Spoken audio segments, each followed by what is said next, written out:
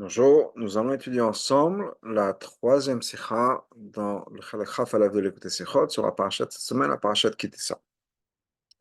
Parashatenu, nous parlons de parasha, nous raconte que Moshe Rabbeinu Mikesh Matakash Baruch Hu, que Moshe a demandé à Hachem, Hareni nat kavodecha, montre-moi ton kavod, ton honneur, ta gloire.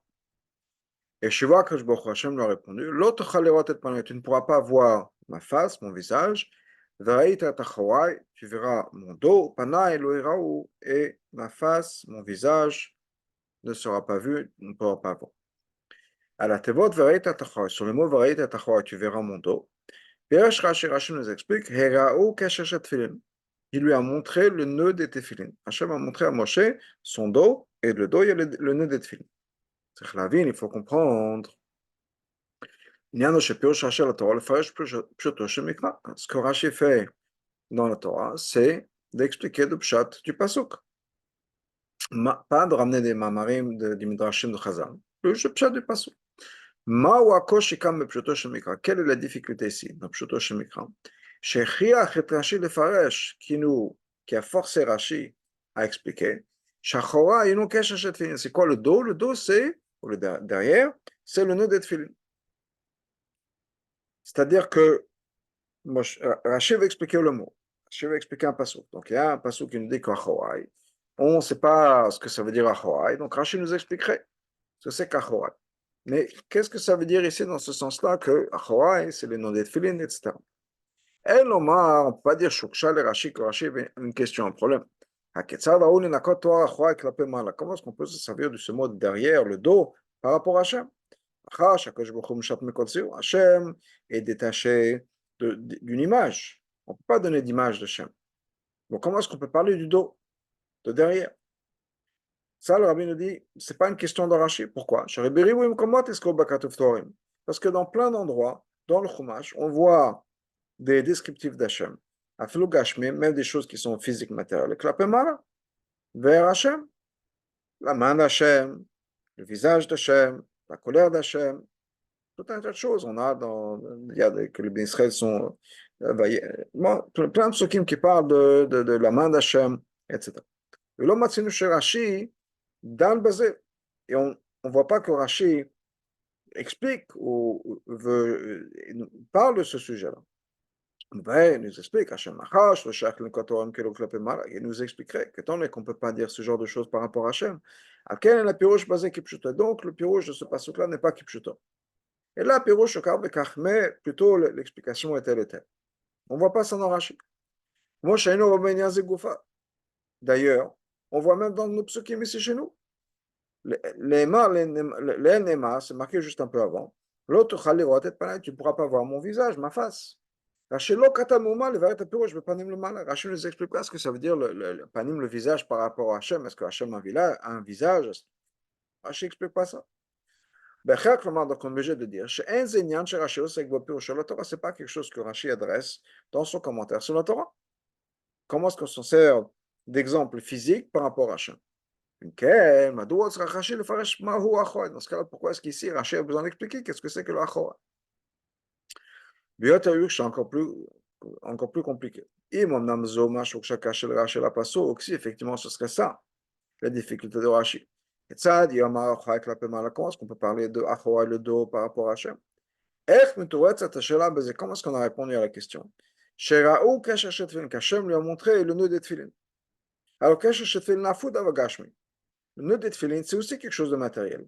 Sheba que machal, qui vient en tant que machal, à la choye de Kvadet Barech, sur le dos de Hachem, qui voit Hachem, comme d'ailleurs le Farshim l'explique.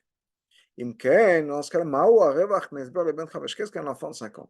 Parce qu'encore une fois, c'est Ben Chamesh le Mikra, on commence à étudier le Chumash à 5 ans. Rashi vient s'adresser au Pshuto Shemikra, ceux qui étudient le Chumash, donc ça peut être même un enfant de 5 ans.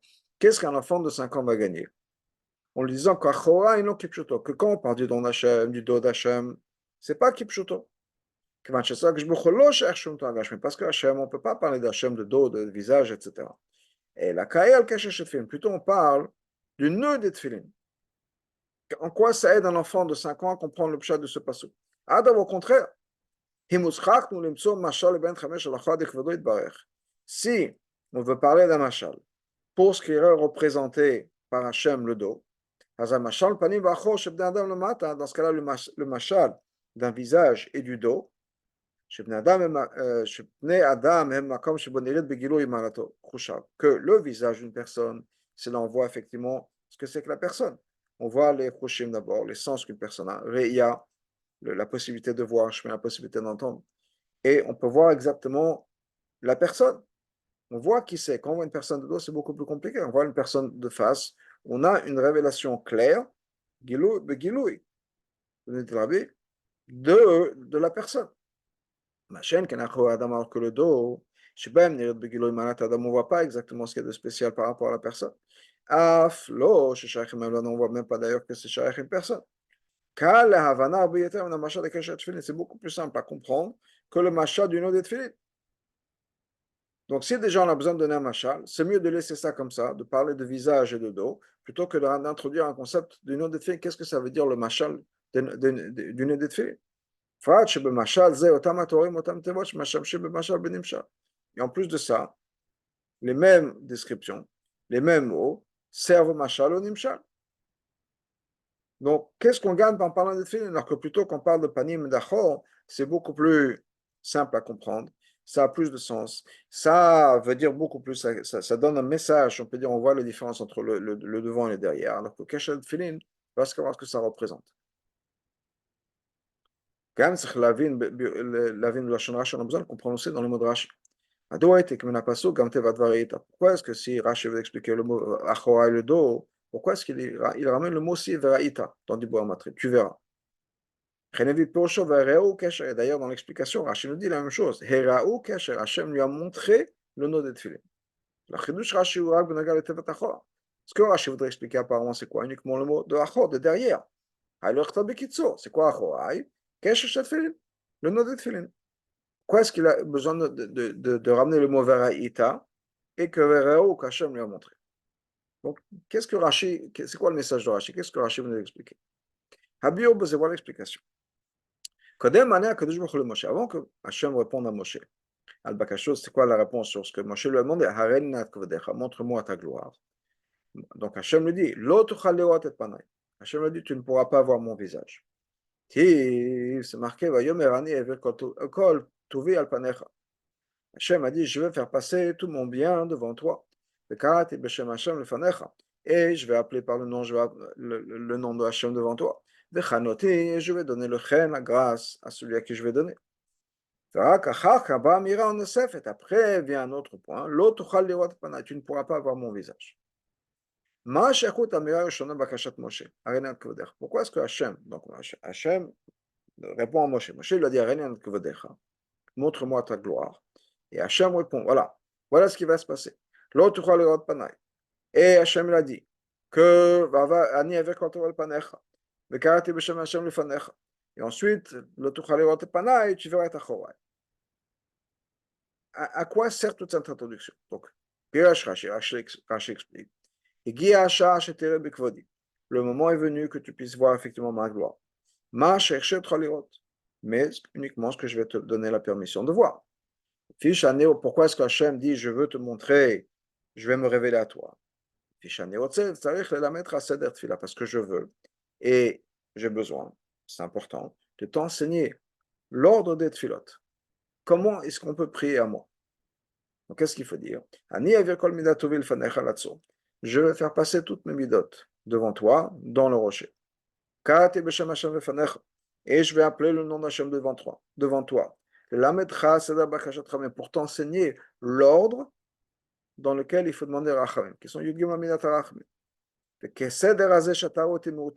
la même manière que tu me vois, moi, maintenant, habillé, enveloppé dans le talit, Koré Yud Gimel Midot, et j'invoque les 13 Midat HaRachamim, enseigne au peuple juif de faire la même chose. C'est-à-dire, s'envelopper dans un talit, et de dire Yud Gimel Midat HaRachamim. Ensuite, vient Mirabet, vient le deuxième passage, où Hachem dit à Moshe, tu ne pourras pas voir mon visage, même quand tu vas voir ma révélation, la révélation de Yud Gimel Midat HaChavim, Et noten la chareshut lerot et panet. Je ne te donne toujours pas la permission de voir mon visage. Nimtsa, ça veut dire quoi? Sheraita tachorai. Que quand Hachem a dit à Moshe, tu verras mon dos. Et non, il n'y a c'est pas quelque chose de séparé. La wahem shech l'inyan de vivre kol midat tovi. C'est la suite, la continuation de ce qu'Hachem a dit à Moshe. Je vais t'enseigner comment faire la tfila, comment prier. Donc, Avir kol midat tova, je vais faire passer toutes mes yud gimel midat acham. Sherayat Moshe takshbuch motav v'koy mamshecha l'ideze. Je sauté la parenthèse, je vais y revenir. Donc, quand Moshe va voir Hachem, où il a vu Hachem, Meutaf Koré, enveloppé dans le talit, et en train d'apprendre, d'invoquer Yud Gimel Medachamim, Mamshicha l'ideze, ou Baal l'idée bitou bofen shel roet atachot. Donc, qu'est-ce que ça va amener? Ça va amener, ça va s'exprimer dans le fait que Hachem, que Moshe va voir le dos de Hachem, qui est la révélation de Yud Gimel Medachamim. Donc, qu'est-ce qui se passe pour dire quoi? Il y a donc ce parallèle qui est mis entre le fait que Hachem s'est enveloppé dans un talit et qu'il a dit Yodim Amidad Rachamim. Et il a dit à Moshe, je veux que tu enseignes ça au peuple juif, mais sache que tu ne pourras voir uniquement mon dos, tu ne verras pas mon visage. Ok. Dans ce cas-là, on a un problème. Au niveau de Pshuto Shemikra du Pshat, tu me verras mon dos. On a un problème. Étant donné qu'Hachem est apparu à Moshe qui shlach tzibur mutav betalit, comme un shaliach tzibur qui est enveloppé dans un talit. Et quand la vision de Moshe était quoi? Après qu'Hachem est parti. Mais là, il va donc il va voir uniquement le dos, parce qu'il voit une fois qu'Hachem part, donc il verra le dos. Dans ce cas-là, en quoi est-ce que Hachem va montrer à Moshe son kavod? Hachem a dit, le moment est venu que tu aies, que tu vois mon honneur. Au moins, d'une manière que tu verras que mon dos. Donc, quel kavod il y avait ici? Alors que chez Mistaklim, quand on regarde quelqu'un qui est enveloppé dans un talit et on voit le dos, qu'est-ce qu'on voit? Le talit. Un talit, le talit cache la personne. Donc, comment c'est possible que Moshe, que Hachem dit à Moshe plutôt, tu verras effectivement mon kavod. Tu m'as demandé de voir le kavod. Très bien, tu verras mon honneur. Mais tu verras que le dos. Ça ne marche pas. Puisque on vient de nous dire que Hachem est enveloppé dans son talit. Donc il a le talit. Et quand Hachem va passer, et que Moshe va donc voir le dos d'Hachem, il ne verra que le talit, pas l'honneur d'Hachem. Attends, peut-être qu'on peut dire que le talit, même, c'est l'honneur d'Hachem. C'est ce que le rabbi va adresser. Si le talit était obligé d'être fait d'un tissu particulier, de matériel particulier, par exemple, la même manière que les vêtements des Kohanim. La manière dont ça a été fait, c'était d'une manière extraordinairement belle, etc. Peut-être qu'on aurait pu dire, effectivement, de voir le talit d'Hachem, qui est là, extraordinaire, en or, ou je ne sais pas quoi, ça aurait été effectivement voir le kavod d'Hachem. Parce que le talit lui-même est le kavod de l'Tiferet. On ne voit pas une condition que le talit doit être fait de tissu particulièrement cher. Au contraire, minag Israël, chez Torahi, le minag, et c'est donc la chasse, on peut dire, c'est comme ça que c'est ce qu'il nous enseigne, le talit d'un shaliach tzibur est fait de laine. Et certainement, quand on nous explique talit dans Chazal, par exemple, quand on parle de Shnaim Ochzim Betalit, ou Chazal Bechlal, de manière générale dans Chazal, quand on parle de talit, c'est quoi? C'est le bouche, un vêtement, c'est pas un talit particulier, un vêtement. Et donc, c'est pour ça que Rashi nous dit, effectivement, on a un problème. Qu'est-ce que Moshe a vu? Qu'est-ce que Hachem a vu? En quoi c'est un kavod, etc. Et vient Rashi nous dit, effectivement, Hachem a fait quelque chose pour que Moshe puisse voir quelque chose de spécial chez Hachem. Pas juste le dos couvert d'un talit. Mais Hachem lui a montré le tefillin, le nez des tefillin. Donc, effectivement, Moshe a vu Hachem avec son talit. Et non seulement avec le talit, mais aussi le tefillin. Moshe da ben Chamesh, comme le ben Chamesh, l'enfant de 5 ans, sait. שלפעמים הש"ס מותר בטלית בלבד, que des fois le שליח ציבור porte uniquement le talit. Par exemple, Shabbat, Yom Tov, לפעמים בטלית ותפילין. Et des fois le שליח ציבור a le talit et le tefillin. משה ראה קשר של תפילין, et משה a vu le nœud de tefillin. שמקומו מאחוריו של האדם, et où est-ce que c'est le nœud de tefillin? Derrière, dans le dos. לכן צריך רש"י להדגיש שהראש קשר של תפילין. C'est pour ça que Rashi a besoin de dire, non seulement il a vu le nœud, mais il a vu les tefillin, il a vu le nœud de tefillin, et il a dit, Raou, Hachem lui a montré. Pourquoi est-ce qu'Hachem a besoin de lui montrer? Donc on comprend. Étant donné que Hachem s'est montré à Moshe alors qu'il était habillé, enveloppé dans le talit. Donc le nez des tefillin est couvert par le talit. Dans ce cas-là, comment est-ce que Moshe aurait pu voir le nez des tefillin? C'est ce que Rashi nous dit. Effectivement, Hachem lui a montré que, si on peut dire, Hachem a effectivement enlevé le talit de cet endroit-là, quand verra le Moshe Takesha, et il a montré à Moshe le Kesha.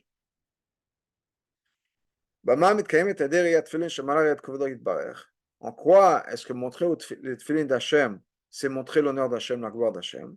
Ça, Rashi n'a pas besoin d'expliquer. Parce qu'un enfant de 5 ans, c'est lui-même. À quoi ça sert? Ou en quoi c'est la gloire d'Hachem? Un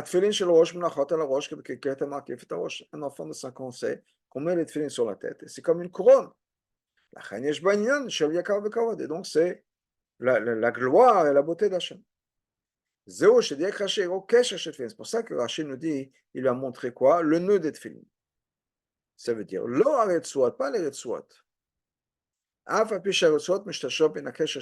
que les retsuot, effectivement, elles viennent des nœuds des tefillin. Mais elles sont beaucoup plus longues. Mais là, et donc, même de derrière, on les voit mieux que le nez des tefillin. Comme on voit chez une personne, un être humain. Que des fois, le nez des tefillin est couvert, par exemple, par la kippa. Par contre, les retsuot, on les voit. Donc, pourquoi est-ce que Rashi nous dit que c'est les nœuds qu'il a montré, pas juste les tefillin ou pas juste les retsuot?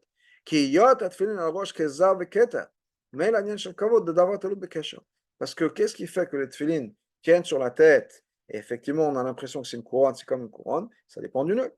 C'est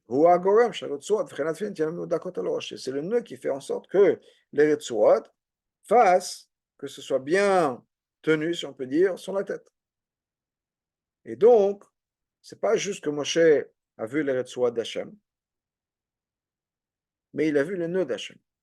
Et donc ça nous explique le Rashi dans Pshuto Shemikra. Qu'est-ce que Rashi voulait nous dire? Quel est le problème de Rashi? Le problème de Rashi, encore une fois, c'est que Hachem était couvert avec un talit, comme est-ce que Moshe a pu voir, et qu'effectivement, il a vu les tefillin qui sont les liens de Kavod, et il a vu ça, et il a vu le cachet, c'est pour ça qu'Hachem a dû lui montrer, c'est-à-dire qu'Hachem a dû faire bouger son talit. Ok. Non, on va voir la hora de ça. Quel est le sens de cette histoire-là? Quel est le message de cette histoire-là? Étant donné que Moshe a demandé de voir le kavod d'Hachem, et que Hachem lui a répondu, il a dit effectivement tu vas voir mon kavod, d'une manière où tu verras mon dos. C'est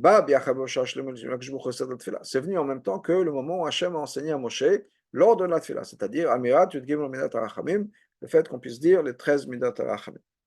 Donc certainement, ce n'est pas juste un point de côté. Que quand il a enseigné ça, les Yud Gimel Midat HaRachamim, l'ordre dans lequel on fait la tefila, Hachem lui aussi montré la choré. Ça ne peut pas être juste comme ça, derrière Hagav. Mais c'est quelque chose de très important, d'essentiel, dans l'ordre de Bakashat Rachamim. C'est-à-dire, afin que cet enseignement-là, que Hachem fait passer à Moshe, qu'il a demandé à Moshe de passer au peuple juif, cette idée de Yud Gimel Midat Rachamim, comment est-ce qu'on prie à Hachem, comment est-ce qu'on demande à Hachem la miséricorde? Il fallait, c'est un élément important et essentiel, à ce moment-là, qu'il fallait montrer à Moshe et Raou qu'Hachem fait le nœud des tefillin. Dans quel rapport?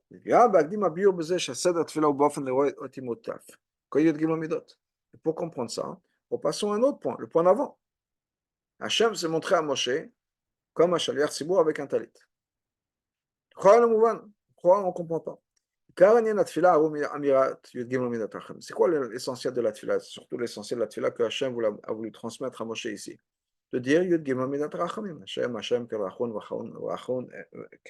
V'Chanun, El Raphaim, El Chesed, etc. L'essentiel, c'est quoi?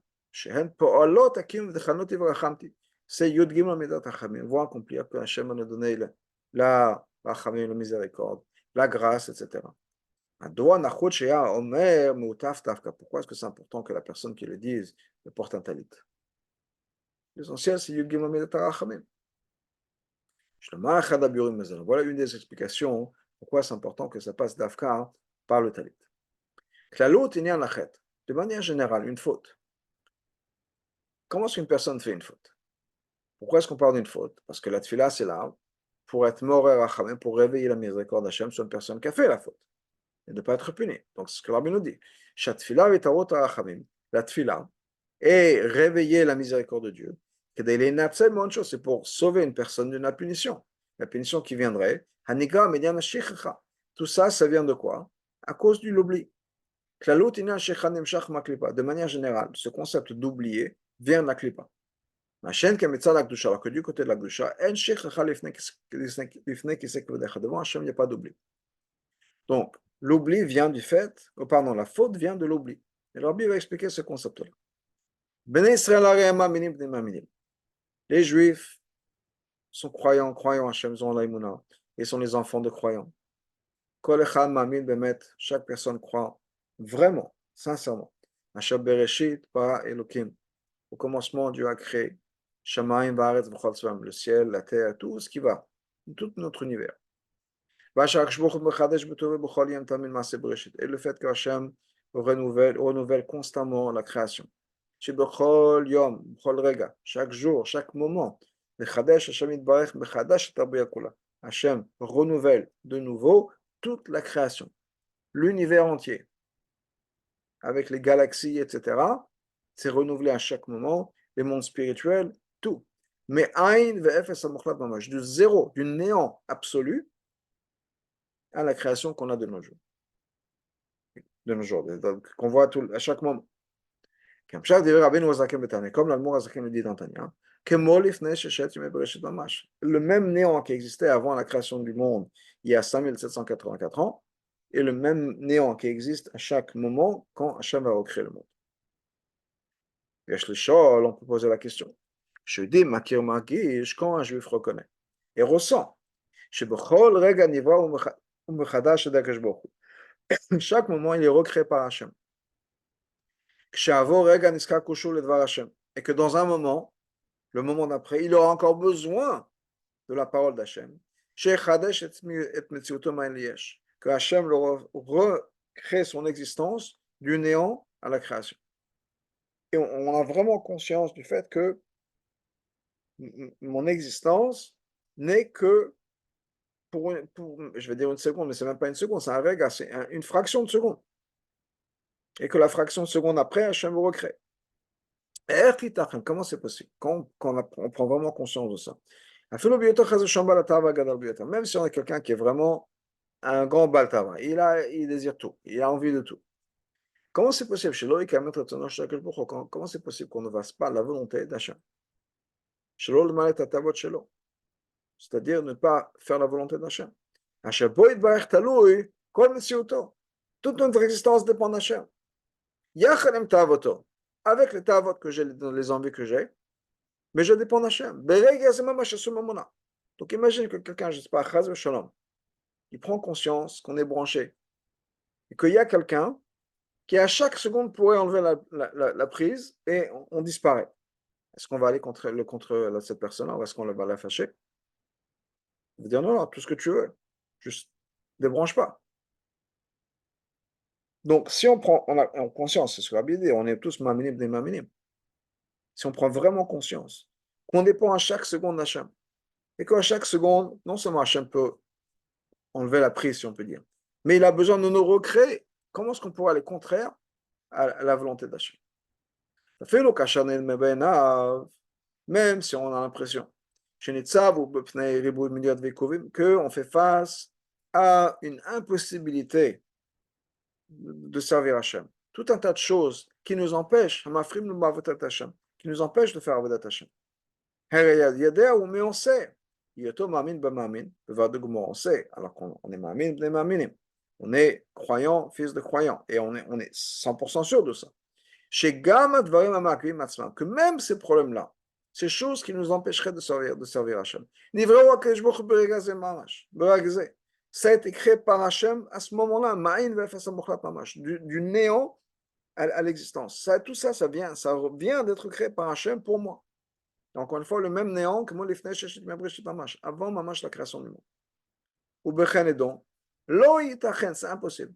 Que ces choses-là, qui dans ma perspective m'empêcheraient de servir Hachem, c'est pas possible que ce soit vraiment quelque chose qui m'empêcherait de servir Hachem, puisque Hachem vient de le créer. Comment c'est possible que ce soit vraiment quelque chose qui empêche le judaïsme? La volonté d'Hachem. Si à ce moment-là, ça vient d'être créé par Hachem. Donc,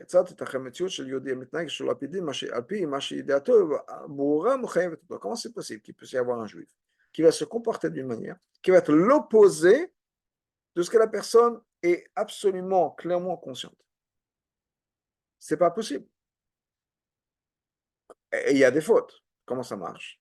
La réponse est la chose suivante. C'est vrai, absolument, on le sait. Si on me pose la question, je le sais. Si on me demande ça, je saurais quoi répondre. Est-ce qu'Hachem recrée le monde à chaque instant? Oui. Est-ce qu'Hachem crée les problèmes de ma vie? Oui.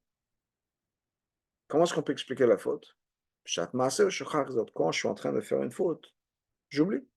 Je ne pense pas, j'oublie, je ne suis pas présent, si on peut dire, dans le moment. Me dire, effectivement, Hachem est en train de me recréer à chaque instant. Quand la personne se rappelle et prend conscience comme il faut. Dans ce cas-là, qu'est-ce qui va se passer? Tout ce qui va de l'Oumazé, ça n'a plus aucun sens. Ça perd toute sa valeur. Je vois encore une fois Hachem qui tient la prise, il pourrait la retirer à chaque instant. On oublie tout. Toutes les minutes vécues, ça part. Pour raconter une histoire, cette histoire liée à Vat Israël, mais je pense que c'est le même point. Il y avait un chassid qui partait chez son rabbi. Et avant il rentre en rabbi, chez le rabbi, il a son rendez-vous, etc., sur le brachot, et avant de partir, il a une question. Il dit, ah oui, rabbi, je voudrais comprendre quelque chose. Il y a quelque chose qui me dérange, je ne comprends pas. Quand moi, je prie à Hachem pour mes problèmes à moi, en théorie, je serais le plus sincère, parce que c'est mes problèmes à moi. Et malgré tout, quand il y a une fila qui vient du plus profond du cœur, on dit qu'Hachem me écoute, etc., Hachem ne me répond pas. Quand le rabbi prie, Hachem lui répond. Comment c'est possible que le rabbi soit encore plus sincère dans mes problèmes à moi que moi? Ça n'a pas de sens, je ne comprends pas. Normalement, mon problème à moi, je devrais vraiment le vivre. Et donc Hachem devrait me répondre à moi plus qu'au rabbi. Comment est-ce que ça se fait que le Hachem répond au rabbi et pas à moi? Alors, le rabbi lui dit, effectivement, c'est une bonne question. J'aimerais poser la question sur. Tu te rappelles, l'année dernière, tu es venu me voir. L'hiver dernier, tu es venu me voir. Et c'est la fin de l'hiver. Et tu avais tout un problème de parnassar. Ce monsieur avait une auberge. L'hiver était très dur. Il n'y a pas eu beaucoup de passants. Il n'a pas eu beaucoup d'argent. Tu te rappelles de tout ça? Il me dit, oui, bien sûr, Rabbi, je me rappelle. Et ensuite, il est reparti. Et c'était déjà la fin de l'hiver. Tu te rappelles de ce qui s'est passé? Bien sûr, Rabbi, je n'oublierai jamais. Je traversais une rivière qui était gelée, comme on le faisait normalement pendant l'hiver. Mais la glace avait déjà commencé à fondre. Et ce qui s'est passé, c'est que ma charrette a brisé la glace et je suis tombé dans l'eau brisée, dans l'eau glacée. Rabbi, alors, qu'est-ce qui se passe à ce moment-là? Qu'est-ce qui s'est passé? Tu pensais toujours à tes problèmes de parnassa? Il m'a dit, non, jamais. Mais non, pas du tout. Je pensais à ma famille, ma femme et mes enfants, qu'est-ce qui va se passer, etc. pour eux. Je ne pensais plus à tous ces problèmes. Rabbi, ben, tu vois, moi, si je serais tombé dans l'eau glacée, je continuerai toujours à penser à toi et à tes problèmes. Donc moi, je suis encore plus sincère dans tes problèmes que toi. Toi, tu peux les oublier. Moi, je n'oublierai pas tes problèmes.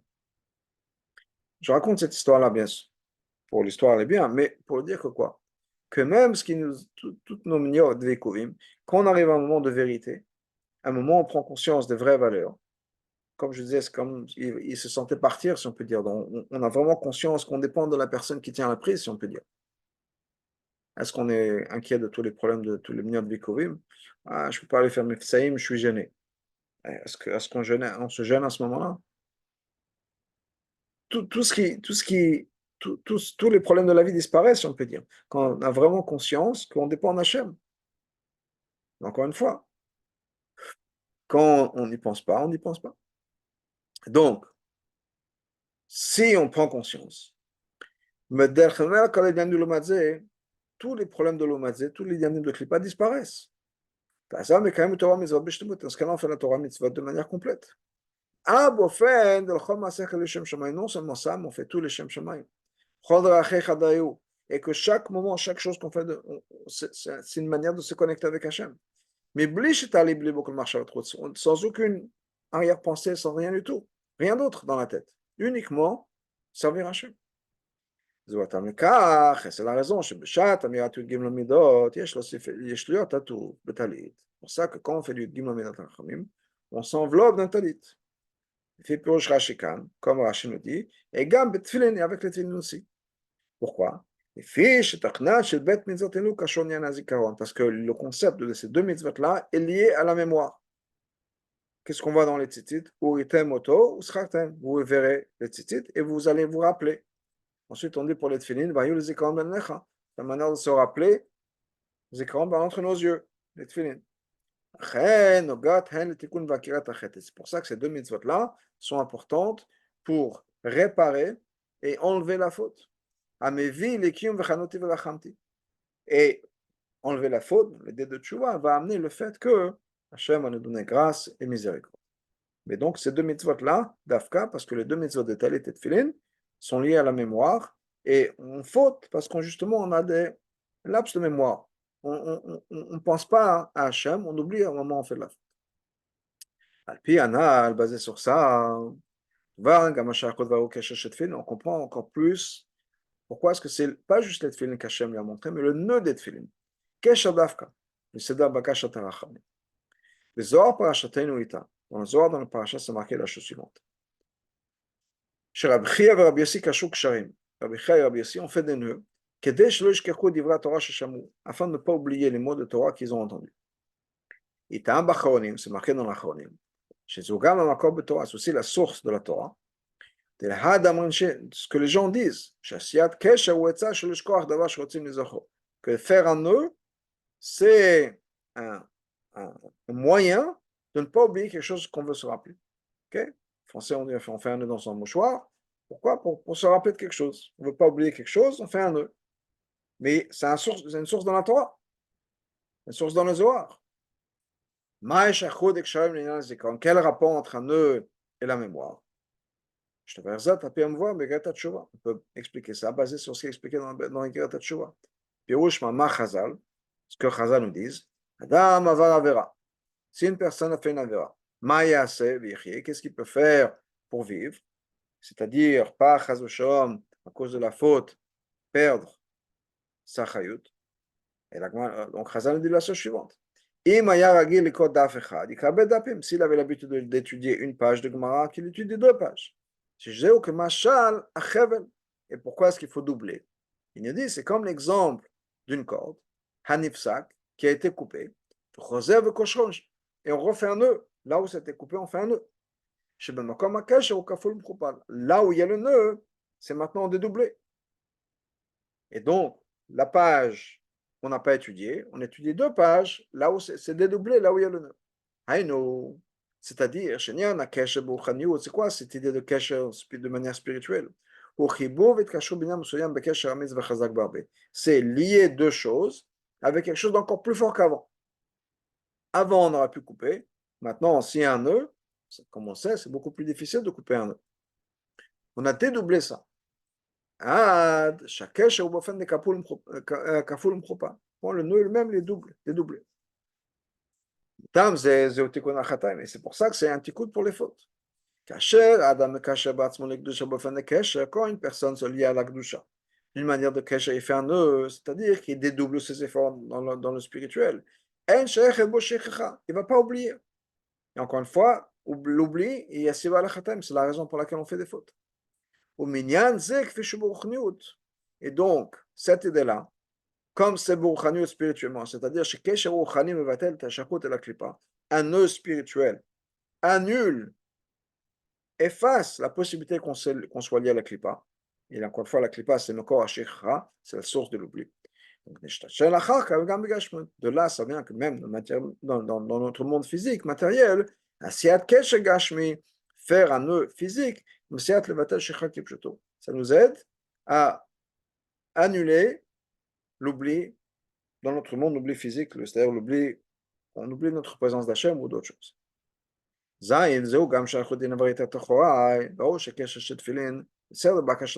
Donc c'est ça le lien qui est entre tout ce que Hachem a dit. Tu verras mon dos. Et ce qui est marqué, c'est qu'Aaron lui a montré le nœud des tefilin. Quel rapport avec le Seder Bakashat Rachamim? Comment il faut prier à Hachem? Quand Hachem enseigne à Moshe l'ordre dans lequel on fait les Yud Gimel Midat Rachamim, c'est-à-dire comment est-ce qu'on peut réparer une faute. Il lui a montré comment on répare une faute. Comment on répare une faute? C'est par le nœud de tefilin, c'est-à-dire on se lie de manière forte, on s'attache de manière forte, un nœud, et se rappeler par l'intermédiaire de tefilin, c'est-à-dire la Gdusha. On se lie de manière forte dans la Gdusha, qui est l'idée du nœud de tefilin. Et en particulier ce concept que le monde entier est recréé à chaque moment par Hachem. Quand on fait attention à ne pas oublier, en se rappelant comme il faut de tous les inyanim de Gdusha et Yadut, on puisse avoir le mérite d'avoir l'accomplissement de ce qui est marqué dans le pasuk, que l'honneur d'être Hachem sera révélé. Ce que Moshe a demandé, mais là, ce sera, à l'époque de Mashiach, ce sera fait pour tout le monde de manière de pnimiut. Tout, on verra, toute chair verra que c'est Hachem qui parle. On n'a plus besoin de nous rappeler. On verra ça de nos yeux. Comment est-ce que la création en terre est renouvelée à chaque moment par Hachem, qui paie Hachem d'hiver, parce que c'est le mot d'Hachem qui font exister le monde entier.